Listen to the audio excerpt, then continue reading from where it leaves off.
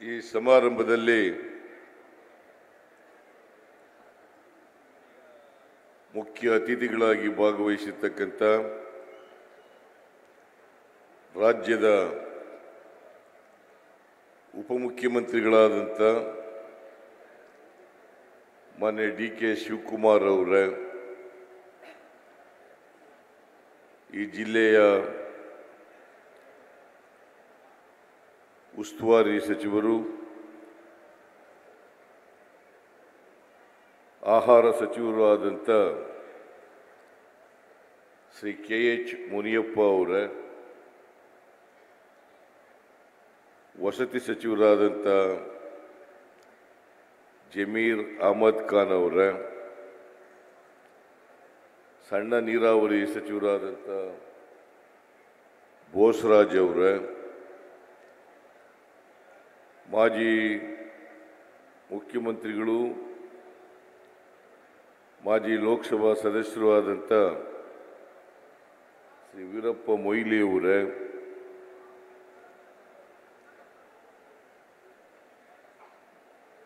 ಈ ಸಮಾರಂಭದ ಅಧ್ಯಕ್ಷತೆ ವಹಿಸಿರ್ತಕ್ಕಂಥ ನಿಮ್ಮೆಲ್ಲರ ಜನಪ್ರಿಯ ಶಾಸಕರು ಆದಂಥ ಶ್ರೀ ಎನ್ ಶ್ರೀನಿವಾಸ್ ಅವರೇ, ಶಾಸಕ ಮಿತ್ರರಾದಂಥ ಶಿವಣ್ಣ ಅವರೇ, ಮಾಜಿ ಸಚಿವರಾದಂಥ ಸೋಮಶೇಖರ್ ಅವರೇ, ಮೇಲ್ಮನೆಯ ಸದಸ್ಯರಾದಂಥ ಶ್ರೀ ರವಿ ಅವರೇ,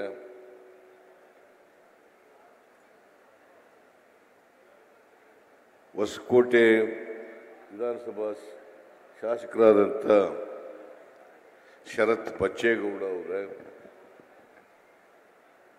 ವೇದಿಕೆ ಮೇಲಿರ್ತಕ್ಕಂಥ ಎಲ್ಲ ಆಹ್ವಾನಿತ ಗಣ್ಯರೇ, ಇಲ್ಲಿ ನೆರೆದಿರ್ತಕ್ಕಂಥ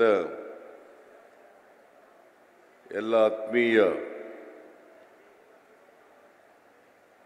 ನೆಲಮಂಗಲ ವಿಧಾನಸಭಾ ಕ್ಷೇತ್ರ ಮತ್ತು ಬೇರೆ ಬೇರೆ ಕ್ಷೇತ್ರಗಳಿಂದ ಬಂದಿರತಕ್ಕಂಥ ಆತ್ಮೀಯ ಬಂಧುಗಳೇ, ತಾಯಂದಿರೇ, ಸುದ್ದಿ ಮಾಧ್ಯಮದ ಎಲ್ಲ ಗೆಳೆಯರೇ, ಇವತ್ತು ನೆಲಮಂಗಲ ವಿಧಾನಸಭೆ ಮತ್ತು ಬೆಂಗಳೂರು ಗ್ರಾಮಾಂತರ ಜಿಲ್ಲೆ, ನಗರ ಜಿಲ್ಲೆ, ಚಿಕ್ಕಮಗಳೂರು ಜಿಲ್ಲೆ, ಈ ಜಿಲ್ಲೆಗಳ ವ್ಯಾಪ್ತಿನಲ್ಲಿ ಋಷಭಾವತಿ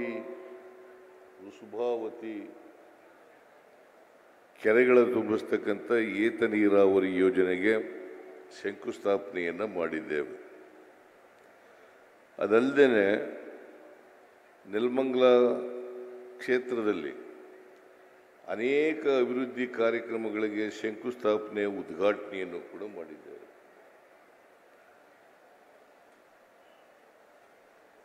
ನಾನು ಮತ್ತು ಇತರ ಎಲ್ಲ ಡಿ.ಕೆ. ಶಿವಕುಮಾರ್ ಆದಿಯಾಗಿ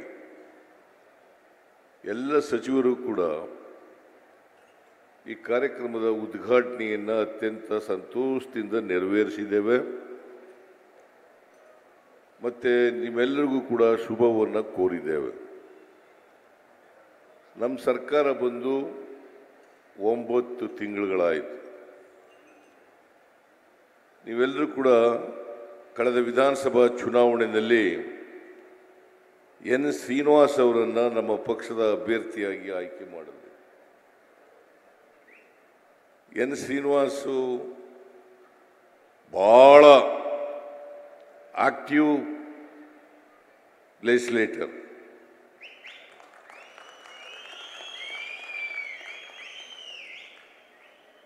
ಆಮೇಲೆ ಹಿಡಿದ ಕೆಲಸ ಬಿಡಲ್ಲ. ಯಾವಾಗಲೂ ಕೂಡ ನನ್ನನ್ನು ಭೇಟಿ ಮಾಡಿದಾಗ ಹೆಚ್ಚು ಕಡಿಮೆ ಒಂದು 100 ಸಾರಿ ಭೇಟಿ ಮಾಡಿರ್ಬೋದು ಅಂತ ಅಂದ್ಕೊಂಡಿದ್ದೀನಿ ನಾನು. ಅಲ್ಲ, ಬರೀ ನೆಲಮಂಗಲ ತಾಲೂಕಿನ ಅಭಿವೃದ್ಧಿ ಬಗ್ಗೆನೇ ಹೆಚ್ಚು ಮಾತಾಡೋದು. ನಾವು ಇವತ್ತು ಈ ಏತ ನೀರಾವರಿ ಇದೆಯಲ್ಲ, ಉಸ್ಬೇಂದ್ರ ಏತ ನೀರಾವರಿ ಅಪ್ರೂವಲ್ ಮಾಡೋದು ನಾವು ಅಧಿಕಾರಕ್ಕೆ ಬಂದು ಒಂದೇ ತಿಂಗಳಲ್ಲಿ ಅಂತಕ್ಕಂಥದ್ದನ್ನು ತಮಗೆ ತಿಳಿಸಲಿಕ್ಕೆ ಬಯಸ್ತಾರೆ. ಜೂನ್ ತಿಂಗಳಲ್ಲಿ ನಾವು ಮೇ 20ನೇ ತಾರೀಕು ಪ್ರಮಾಣ ವಚನ ಸ್ವೀಕಾರ ಮಾಡೋದು, ಅಧಿಕಾರಕ್ಕೆ ಬಂದು ಜೂನ್ ತಿಂಗಳಲ್ಲಿ ಈ ಕೆಲಸಕ್ಕೆ ಮಂಜೂರಾತಿಯನ್ನು ಕೊಟ್ಟರು. ಒಟ್ಟು 3 ಹಂತದಲ್ಲಿ ಈ ವೃಷಭಾವತಿ ಏತ ನೀರಾವರಿ ಯೋಜನೆ ಆಗುತ್ತೆ. ಮೊದಲನೇ ಹಂತದಲ್ಲಿ 1,000ಕ್ಕೂ ಹೆಚ್ಚು ಕೋಟಿ ರೂಪಾಯಿಗಳು, 1,000ಕ್ಕೂ ಹೆಚ್ಚು ಕೋಟಿ ರೂಪಾಯಿಗಳ ಸುಮಾರು 70 ಕೆರೆಗಳನ್ನು ತುಂಬಿಸ್ತಕ್ಕಂಥ ಯೋಜನೆ. ನಿಮಗೆಲ್ಲ ಜ್ಞಾಪಕ ಇರಬೇಕು,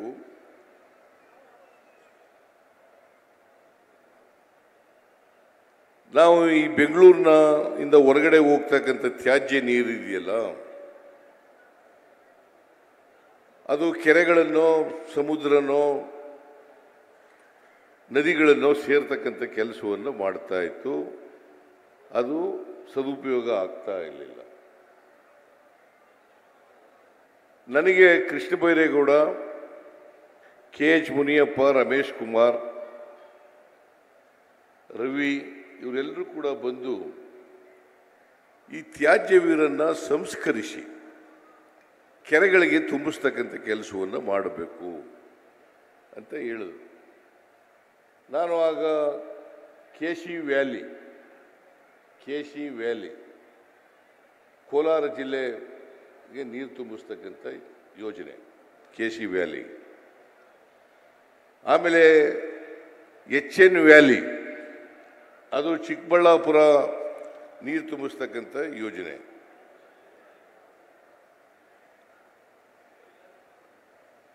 ಆಮೇಲೆ ಈಗ ವೃಷಭಾವತಿ ಯೋಜನೆ, ಇದು ಬೆಂಗಳೂರು ಗ್ರಾಮಾಂತರ, ತುಮಕೂರು ಮತ್ತು ಚಿಕ್ಕಬಳ್ಳಾಪುರ.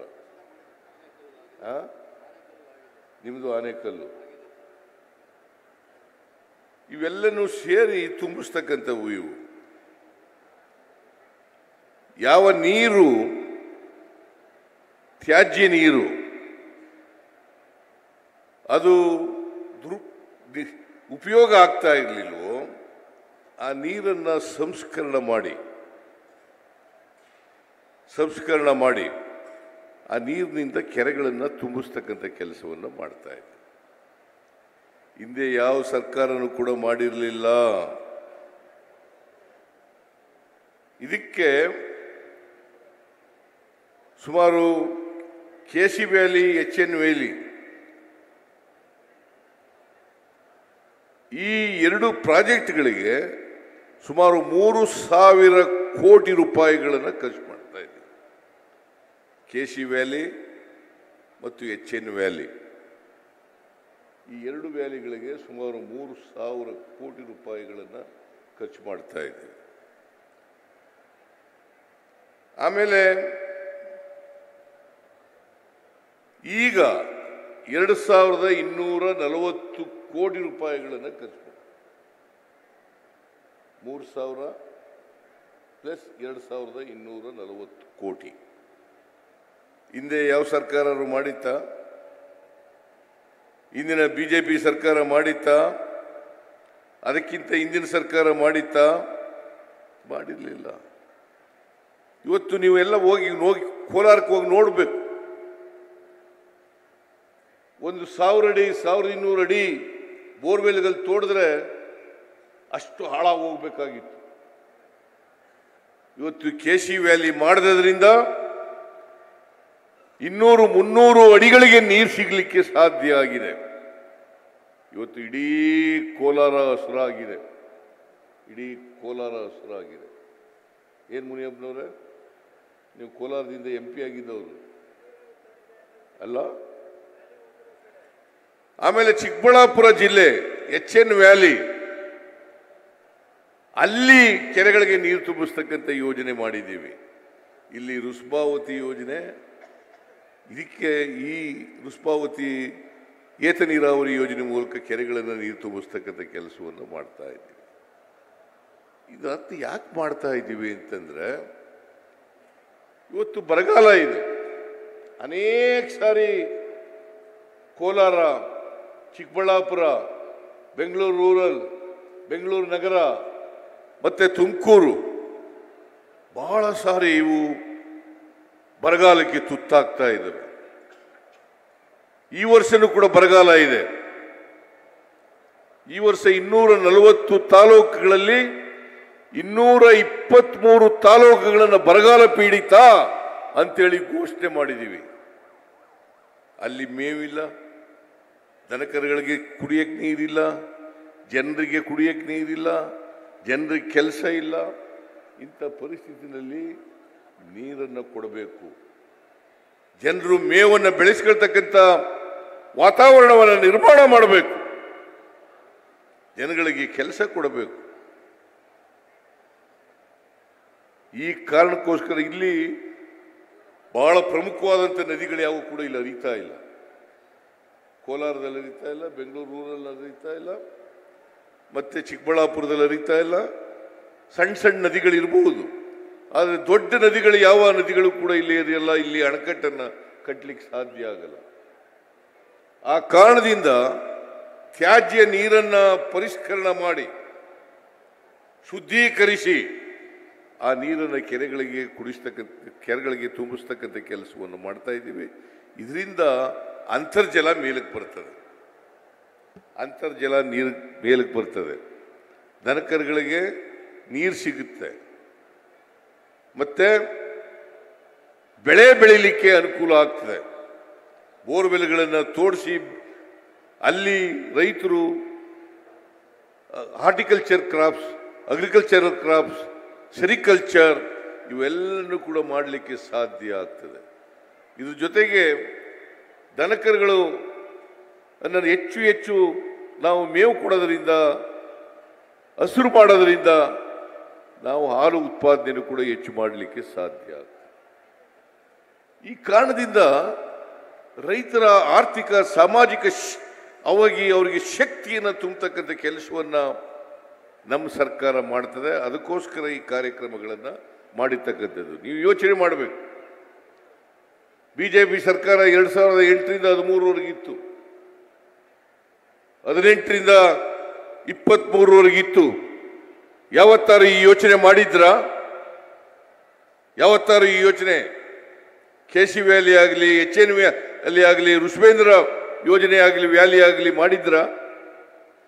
ಯಾಕೆ ಮಾಡೋಕ್ಕಾಗಲಿಲ್ಲ? ಅವರು ಬಡವರ ಬಗ್ಗೆ, ರೈತರ ಬಗ್ಗೆ, ಮಹಿಳೆಯರ ಬಗ್ಗೆ ಕಾಳಜಿ ಇದ್ದಾಗ ಮಾತ್ರ ಮಾಡಲಿಕ್ಕೆ ಸಾಧ್ಯ ಆಗ್ತದೆ. ಇದನ್ನು ನೀವೆಲ್ಲರೂ ಕೂಡ ಅರ್ಥ ಮಾಡ್ಕೋಬೇಕು ಅಂತಕ್ಕಂಥ ಮಾತುಗಳನ್ನು ಹೇಳಲಿಕ್ಕೆ ಬಯಸ್ತಾ ಇದ್ದೇನೆ. ಕಾಂಗ್ರೆಸ್ ಪಕ್ಷ ಮಾತ್ರ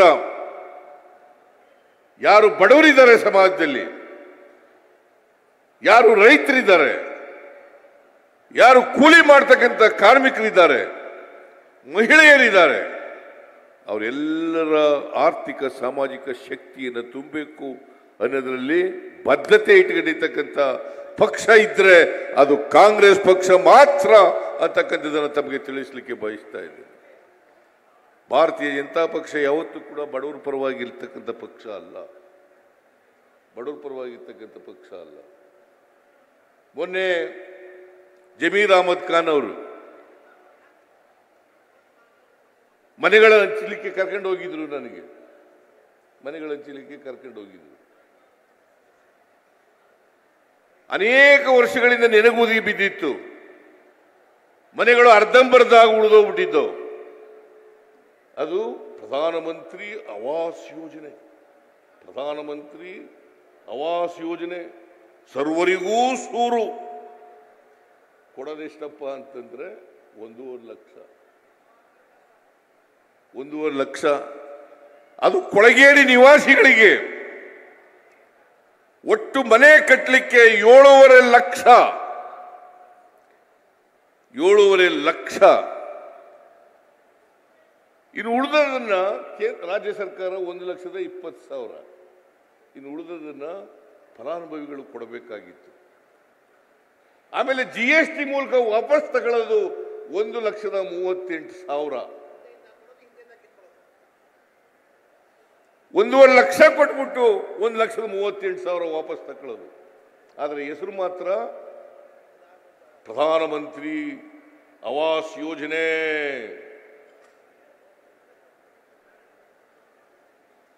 ಫಲಾನುಭವಿಗಳು ಉಳಿದ ಹಣ ಕೊಡಬೇಕಾಗಿತ್ತು. ಜಮೀರ್ ಅಹಮದ್ ಖಾನ್ ಬಂದು ಹೇಳಿದ್ರು ನನಗೆ, ಫಲಾನುಭವಿಗಳು ಕೊಳಗೇರಿನಲ್ಲಿ ವಾಸ ಮಾಡ್ತಕ್ಕಂಥ ಜನರ ಹತ್ರ ದುಡ್ಡಿಲ್ಲ, 4 ಲಕ್ಷ 5 ಲಕ್ಷ ಕೊಡಕ್ಕಾಗಲ್ಲ, ಏನಾದರೂ ಮಾಡಿ ಸರ್ಕಾರ ಸಹಾಯ ಮಾಡಬೇಕು ಅಂತ ನನ್ನಲ್ಲಿ ಮನವಿಯನ್ನು ಮಾಡಿದ್ರು. ನಾನು ಕೂಡಲೇ ಸ್ಪಂದಿಸಿ 1 ಲಕ್ಷ ರೂಪಾಯಿ ಫಲಾನುಭವಿಗಳಿಂದ ವಸೂಲು ಮಾಡಿ, ಇನ್ನು ಉಳಿದ ದುಡ್ಡನ್ನ ರಾಜ್ಯ ಸರ್ಕಾರ ಕೊಡ್ತದೆ ಅಂತೇಳಿ 3 ರಿಂದ 4 ಲಕ್ಷ ರೂಪಾಯಿಗಳನ್ನ ರಾಜ್ಯ ಸರ್ಕಾರ ಬಡವರಿಗೆ ಕೊಟ್ಟು ಅವತ್ತು 2-3 ದಿನ ಆಯಿತು. 36,789 ಮನೆಗಳನ್ನು ಹಂಚಿಕೆ ಮಾಡಿದರು. ಇಡೀ ರಾಜ್ಯದಲ್ಲಿ ಹಂಚಿಕೆ ಮಾಡಿದರು. 36,789 ಮನೆಗಳು ಈ ಕೊಳಗೇರಿ ನಿವಾಸಿಗಳಿಗೆ 1,80,000 ಮನೆಗಳನ್ನ ಘೋಷಣೆ ಮಾಡಿದ್ದಾರೆ.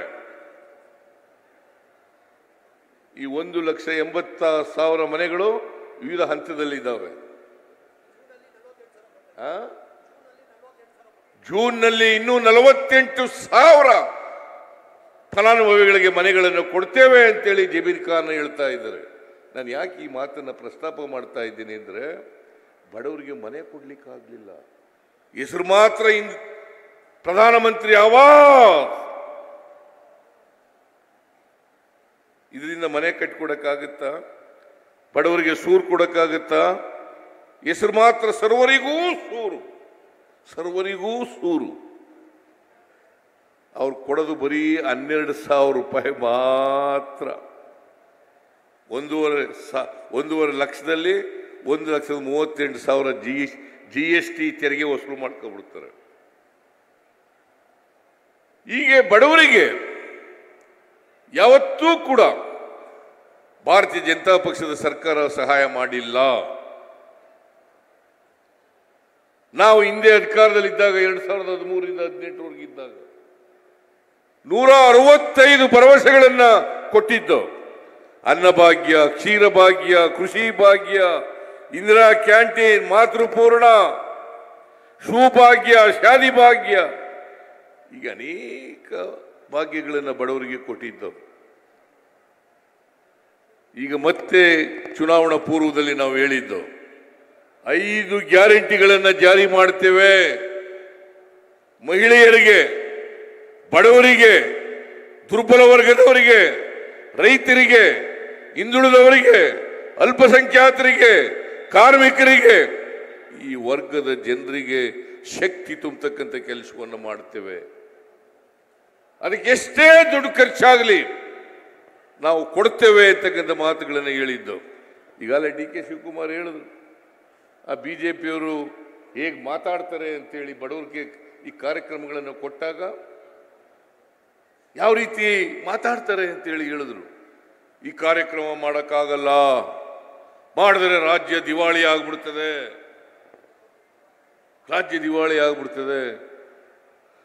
ಓಟ್ಗೋಸ್ಕರ ಪ್ರಾರಂಭ ಮಾಡಿದ್ರು ಕೂಡ ನಿಲ್ಲಿಸ್ಬಿಡ್ತಾರೆ. ಈ ವರ್ಷ 23-24ರಲ್ಲಿ 36,000 ಕೋಟಿ ರೂಪಾಯಿಗಳನ್ನ ಖರ್ಚು ಮಾಡಿದ್ದೀವಿ. 36,000 ಕೋಟಿ. 24-25ಕ್ಕೆ ಸುಮಾರು ಈಗಾಗಲೇ ಬಜೆಟ್ನಲ್ಲಿ 52,009 ಕೋಟಿ ಇಟ್ಟಿದ್ದೇವೆ. ಅದು 56,000 ಕೋಟಿ ಆಗ್ಬೋದು. 56,000 ಕೋಟಿ ಆಗ್ಬೋದು. ಭಾರತೀಯ ಜನತಾ ಪಕ್ಷದವರು ಈ ಬಡವರ ಕಾರ್ಯಕ್ರಮಗಳನ್ನು ಹೀಯಾಳಿಸೋದು, ಕೊಡಕ್ಕಾಗಲ್ಲ. ಒಂದು ವೇಳೆ ಗ್ಯಾರಂಟಿ ಯೋಜನೆಗಳನ್ನು ಜಾರಿಗೆ ಕೊಟ್ಟರೆ ಅಭಿವೃದ್ಧಿ ಕೆಲಸ ಎಲ್ಲ ನಿಂತು ಹೋಗ್ಬಿಡುತ್ತದೆ. ಇವತ್ತು ಎಷ್ಟು ಕೋಟಿ ರೂಪಾಯಿಂದಪ್ಪ?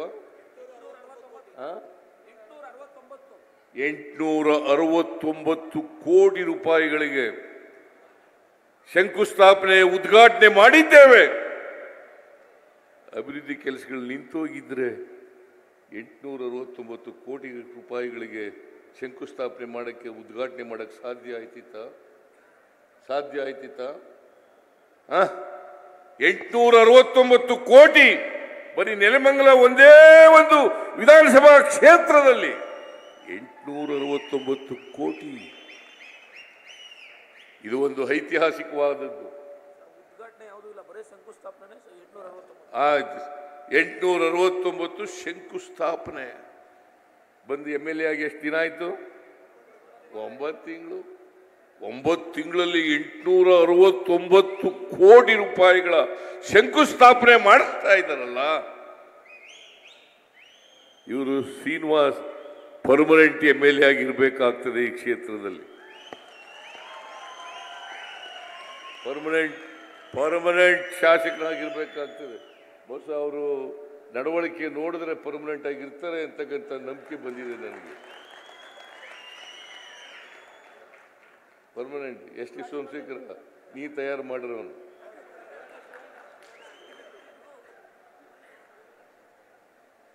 ಇರಬೇಕು. ಯಾರೇ MLA ಜನಪರವಾಗಿರ್ಬೇಕು, ಜನರ ಸೇವೆಯನ್ನು ಮಾಡಬೇಕು, ಕ್ಷೇತ್ರದ ಅಭಿವೃದ್ಧಿಯನ್ನು ಮಾಡಬೇಕು.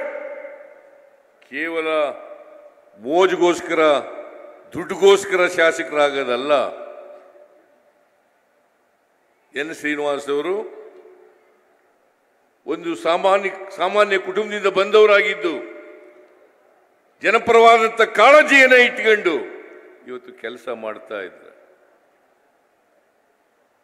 ನಾವು ಕೂಡ ಸರ್ಕಾರ ಎಲ್ಲ ರೀತಿಯ ಸಹಾಯವನ್ನು ಬೆಂಬಲವನ್ನು ಕೊಡ್ತಾ ಇದ್ದೀವಿ. 5 ಗ್ಯಾರಂಟಿಗಳು ಈಗಾಗಲೇ ಜಾರಿಯಾಗಿದ್ದಾವೆ. ಶಕ್ತಿ ಯೋಜನೆ, ಗೃಹ ಜ್ಯೋತಿ, ಗೃಹಲಕ್ಷ್ಮಿ, ಅನ್ನಭಾಗ್ಯ, ಯುವ ನಿಧಿ ಜಾರಿಯಾಗಿದ್ದಾವೆ ಇಲ್ವೇನ್ರಿ? ಹೆಣ್ಮಕ್ಳೆಲ್ಲ ಹೊರಟೋಗಿದ್ದಾರೆ. ಏನು ಊಟ ಸಮಯನ ಏನು ಯಾಕೆ ಹೋದರು? ಎಲ್ಲ ಮಧ್ಯದಲ್ಲೆಲ್ಲ ಖಾಲಿ ಮಾಡ್ಕೊಂಡು ಹೊರಟೋಗಿದ್ದಾರೆ. ಹಿಂದ್ಗಡೆ ಸ್ವಲ್ಪ ಇದ್ದಾರೆ, ಮುಂದ್ಗಡೆ ಇದ್ದಾರೆ. ಏನಪ್ಪ ಶ್ರೀನಿವಾಸ?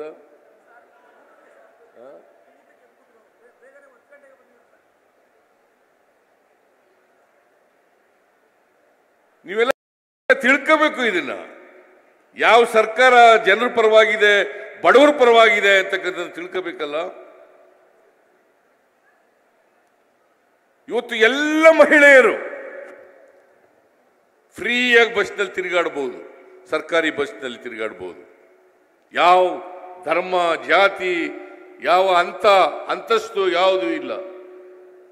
ಎಲ್ಲರೂ ಕೂಡ ತಿರುಗಾಡ್ಬೋದು ಸರ್ಕಾರಿ ಬಸ್ಗಳಲ್ಲಿ.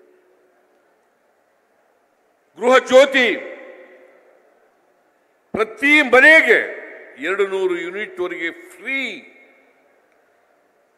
200 ಯೂನಿಟ್ವರೆಗೆ ಫ್ರೀ.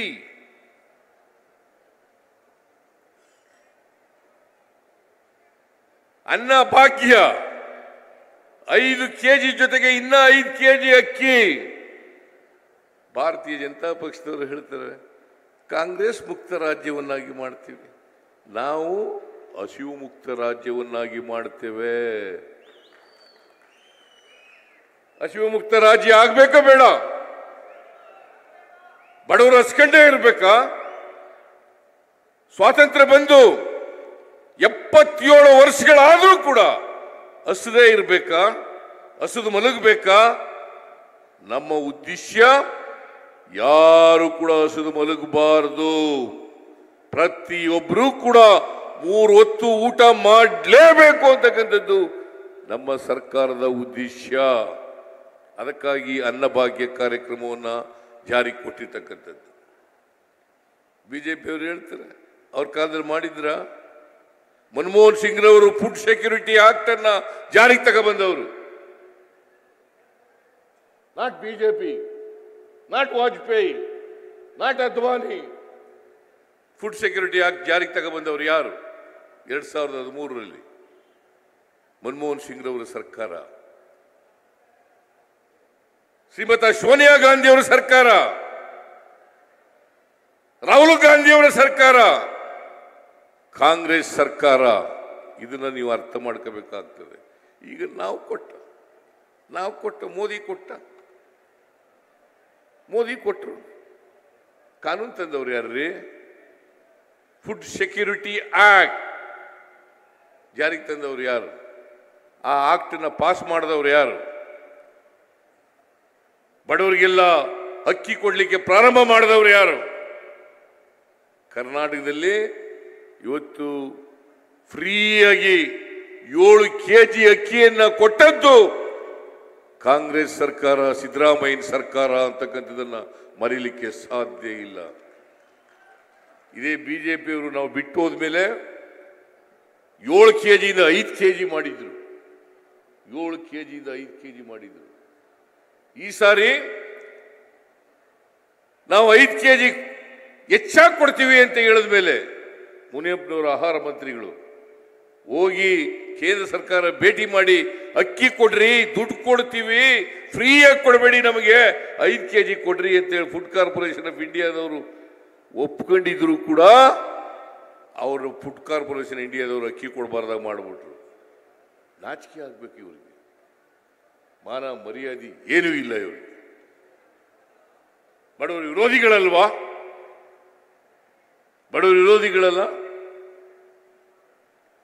ಇದು ಅನ್ನಭಾಗ್ಯ ಕಾರ್ಯಕ್ರಮ ಜಾರಿಗೆ ತಗೊಂಡ್ಬಂದಿದ್ದೀವಿ. ಇವತ್ತು 170 ರೂಪಾಯಿ ಪ್ರತಿಯೊಬ್ಬರಿಗೆ, 170 ರೂಪಾಯಿ. 1,20,00,000 ಕುಟುಂಬಗಳಿಗೆ ಇವತ್ತು ಶಕ್ತಿ ಯೋಜನೆ, ಗೃಹ ಜ್ಯೋತಿ, ಗೃಹಲಕ್ಷ್ಮಿ, ಅನ್ನಭಾಗ್ಯ, ಯುವ ನಿಧಿ ಪ್ರತಿ ಕುಟುಂಬಗಳಿಗೆ 4,000ದಿಂದ 5,000 ರೂಪಾಯಿ ಪ್ರತಿ ತಿಂಗಳು ಸಿಕ್ಕಕ್ಕೆ ಮಾಡಿದ್ದೀವಿ. ಪ್ರತಿ ಕುಟುಂಬಕ್ಕೆ 1,20,00,000 ಕುಟುಂಬಗಳಿಗೆ ಪ್ರತಿ ತಿಂಗಳು 4ರಿಂದ 5,000 ರೂಪಾಯಿ ಸಿಕ್ಕಕ್ಕೆ ಮಾಡಿದ್ದೀವಿ. 4ರಿಂದ 5,000 ರೂಪಾಯಿ. ಸುಮಾರು 4.25 ಕೋಟಿ ಜನರಿಗೆ. ಕರ್ನಾಟಕದಲ್ಲಿ ಜನಸಂಖ್ಯೆ ಇರೋದು 7 ಕೋಟಿ.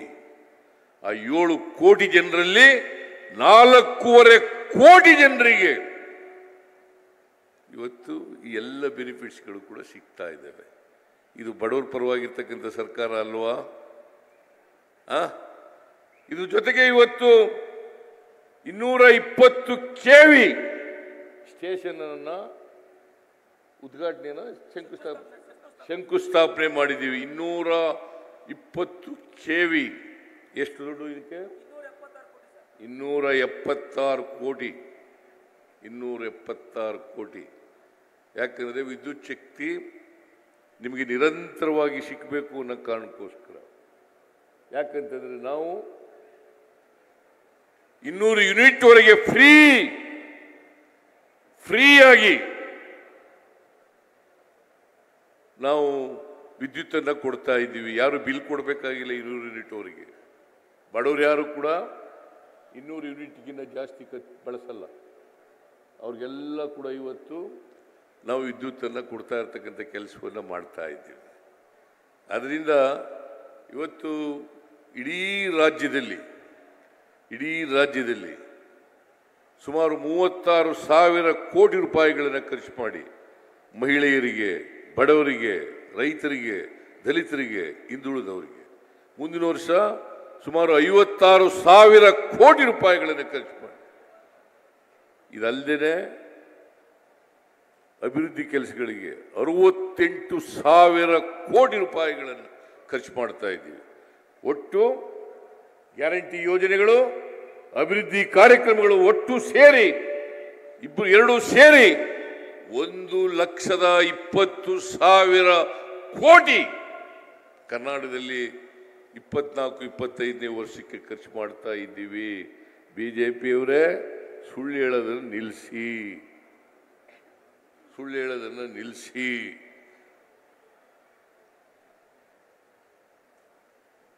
ಒಂದು ವೇಳೆ ನಿಮಗೆ ಜನರ ಮುಂದೆ ಸಾಬೀತಾಗಬೇಕಾದ್ರೆ ನಾನು ಅನೇಕ ಸಾರಿ ಕರೆದಿದ್ದೀನಿ, ಒಂದೇ ವೇದಿಕೆಗೆ ಬರ್ರಿ ಅಂತ. JDS ನವರಿಗೆ, ಬಿಜೆಪಿಯವರಿಗೆ ಒಂದೇ ವೇದಿಕೆಗೆ ಬರ್ರಿ, ಚರ್ಚೆ ಮಾಡೋಣ ಜನರ ಹತ್ರ, ಯಾರು ಸುಳ್ಳು ಹೇಳ್ತಾರೆ ಯಾರು ನಿಜ ಹೇಳ್ತಾರೆ ಅಂತ ಹೇಳಿ. ಕಾಂಗ್ರೆಸ್ ಪಕ್ಷ ಸುಳ್ಳು ಹೇಳಿ ಓಟ್ ತಕ್ಕಬೇಕಾದಂತ ಪ್ರಮೇಯ ಇಲ್ಲ. ಕಳೆದ ವಿಧಾನಸಭಾ ಚುನಾವಣೆಯಲ್ಲಿ ಇವರ ದೃಢಾಡಳಿತ, ಭ್ರಷ್ಟಾಚಾರ, ಅಭಿವೃದ್ಧಿ ಮಾಡದೇ ಇರತಕ್ಕಂಥದ್ದನ್ನು ನೋಡಿ ಜನ ಇವರಿಗೆ ತಕ್ಕ ಪಾಠವನ್ನು ಕಲಿಸಿದ್ದಾರೆ.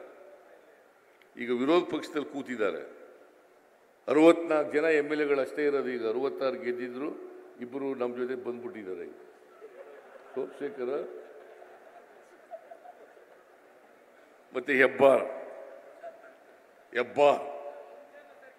ಈಗ 64 ಇರೋದು ಅವ್ರ ಗಿರಾಕಿಗಳು. ಆಮೇಲೆ ಯಾವತ್ತೂ ಜನರ ಆಶೀರ್ವಾದ ಪಡೆದು ಬಂದಿಲ್ಲ. 2008ರಲ್ಲಿ ಹಿಂಬಾಗಲಿನಿಂದ ಬಂದರು, 2018ರಲ್ಲಿ ಹಿಂಬಾಗಲಿನಿಂದ ಬಂದರು. ಆಪರೇಷನ್ ಕಮಲ. ಪ್ರಜಾಪ್ರಭುತ್ವದಲ್ಲಿ ಚುನಾವಣೆ 5 ವರ್ಷಕ್ಕೊಂದ್ಸಾರಿ ಚುನಾವಣೆ ನಡೀತದೆ. ಜನರ ಆಶೀರ್ವಾದ ಪಡೆದು ಅಧಿಕಾರಕ್ಕೆ ಬರಬೇಕು. ನಾವು 2008ರಲ್ಲಿ 2013ರಲ್ಲಿ 122 ಸ್ಥಾನಗಳನ್ನು ಗೆದ್ದಿದ್ದು. 2023ರಲ್ಲಿ 136 ಸ್ಥಾನಗಳನ್ನು ಗೆದ್ದು ನಾವು ಜನರ ಆಶೀರ್ವಾದ ತಗೊಂಡು ಬಂದಿದ್ದೀವಿ.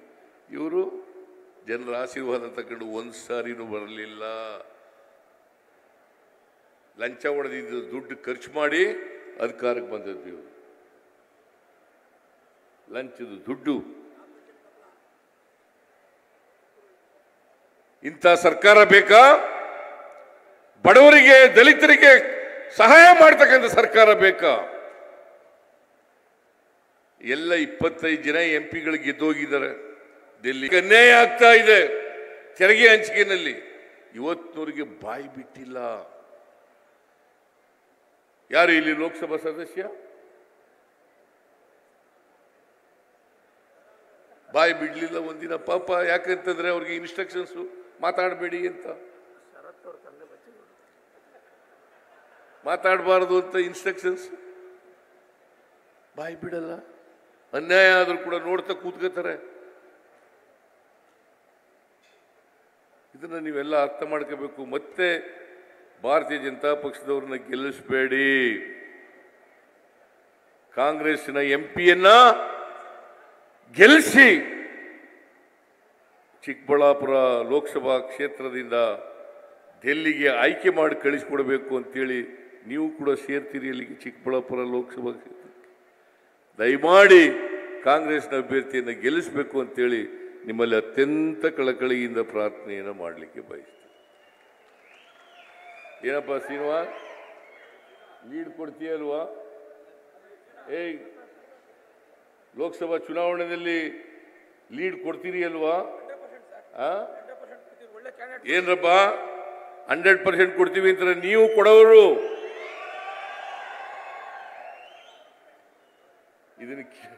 ಇದನ್ನ ನಿಮ್ಮಲ್ಲಿ ಮನವಿ ಮಾಡಿ ಶ್ರೀನಿವಾಸ್ ನಾಯಕತ್ವದಲ್ಲಿ ನೀವೆಲ್ಲರೂ ಕೂಡ ಕಾಂಗ್ರೆಸ್ಗೆ ಆಶೀರ್ವಾದವನ್ನು ಮಾಡಬೇಕು ಅಂತ ಕೇಳ್ಕೊಂಡು ನಿಮ್ಮೆಲ್ಲ ನಮಸ್ಕಾರ ಮಾಡಿ ನಾನು ಮಾತು ಮುಗಿಸ್ತೇನೆ. ಜೈ ಹಿಂದ್, ಜೈ ಕರ್ನಾಟಕ.